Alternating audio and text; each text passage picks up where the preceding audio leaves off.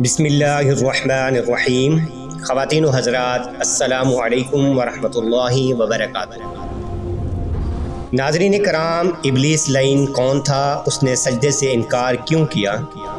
ابلیس لعین کو قیامت تک کے لیے کیوں مہلت دی گئی؟ اور کیا وہ فرشتہ تھا؟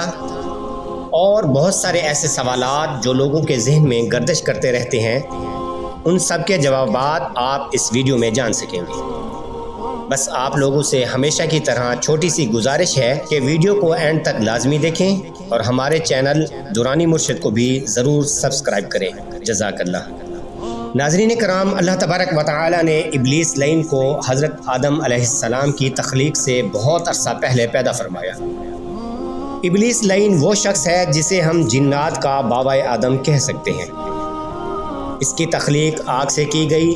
اللہ تبارک و تعالی نے حضرت آدم علیہ السلام کی عزت افزائی کے لیے فرشتوں کو سجدہ کرنے کا حکم دیا، تو ابلیس لعین نے سجدہ کرنے سے انکار کر دیا، جس پر اللہ تبارک و تعالی نے اس پر لعنت کی اور اسے مردود قرار دے کر دھتکار دیا۔ اس لیے اس کا نام ابلیس پڑا۔ ابلیس کا سریانی زبان میں نام عزازیل اور عربی زبان میں حارس تھا۔ قرآن کریم میں اللہ تبارک و تعالی نے شیطان کہہ کر بھی مخاطب کیا ہے۔ ناظرین کرام، اہل علم کی ایک جماعت کہتی ہے کہ ابلیس لعین پہلے فرشتہ تھا، لیکن حضرت آدم علیہ السلام کو سجدہ کرنے سے انکار کرنے پر شیطان بنا دیا گیا۔ وہ قرآن کریم کی سورۃ بقرہ کی آیت نمبر 34 سے استدلال کرتے ہیں، جس میں اللہ تبارک و تعالی نے ارشاد فرمایا، اور جب ہم نے فرشتوں سے کہا کہ آدم کو سجدہ کرو تو ابلیس کے سوا سب نے سجدہ کیا، جبکہ اکثریت اہل علم نے فرمایا ہے کہ ابلیس جن ہے۔ اللہ تبارک و تعالی نے اسے آگ سے پیدا فرمایا ہے۔ اس نے اللہ تبارک و تعالی کی عبادات کر کے یہ مقام و مرتبہ حاصل کیا تھا، اس لیے اسے فرشتوں جیسا قرار دیا گیا، مگر وہ فرشتہ نہ تھا۔